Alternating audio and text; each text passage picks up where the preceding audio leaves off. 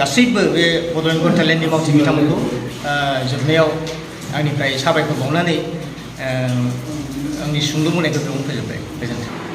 गोथार फुंबिलियाव बड'लेण्ड गट टेलेन्ट जानायखौ जों कार्बि आंलं जानानै जों बड'लेण्ड गट टेलेन्टनि माखासे सामलायगिरि बिथांमोनखौ जों गोथारै जों बरायनानै लाग्रोबाय आरो नैबे जाजेस बिथांमोनखौबो आंनि गोसो गोरबोनिफ्राय बरायनानै लाबाय। माने जोंनि बे कार्बि आंलंआव फैनानै जोंनि बे बड'लेण्ड गट टेलेन्टखौ जे फाथिबोदों जों बेयो जोंनि फार्स्ट गिबि जों बिराद मोजां मोनदों।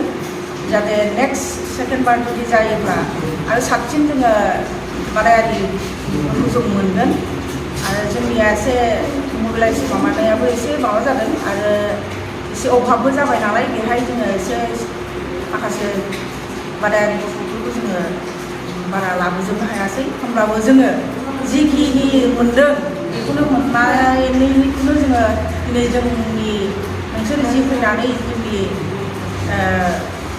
बड'लेण्ड गट टेलेन्टनि हाबाफारिखौसो जाफुंहोनो हाबाय। जों बहुद नोंसिनि सायाव साबायखर आरो जों जे बिदि दिनै जों बेबायदि मोगथाङाव बेरखांहोनो हाबाय जाहाथे जों नेक्स्ट सेकेन्ड माबायाव जाहाथे जोङो बेखौ आरो साबसिनै हामसिनै लाबोनो हायो। आं बेनिखायनो आं नोंथांमोननिसिम आंनि गोरबोनिफ्राय साबायखर थाबाय। गोजोनथाव खौरां नोंथांनि रोंगौथिखौ दिन्थिनो थाखाय फैगासिनो गोदान खाबु बड'लेण्ड गट टेलेन्ट गोजौसिन जौसाङाव दिन्थिनायनि खाबु बिटिआरआव बड'लेण्ड गट टेलेन्ट सिजन 2 आ फिन सौफैगासिनो नोंथांनो गोदान खाबु लाना जाय जौसाङाव नोंथाङा गावनि गुनगोनां रोंगौथिखौ दिन्थिनो हागोन। जानो गोनां बड'लेण्ड गट टेलेन्ट सिजन 2 निनो अडिशननि अक्ट'खौबो थि खालामनानै होखानाय जाबाय।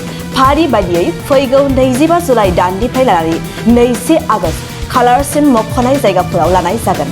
मख'जाथावदि अडिशन रेजिस्ट्रेशननि खालामनो थाखाय 8399890945 9101102339 आरो 9577573499 जानबुं अनजिमायाव जगाजग खालामनो हागोन।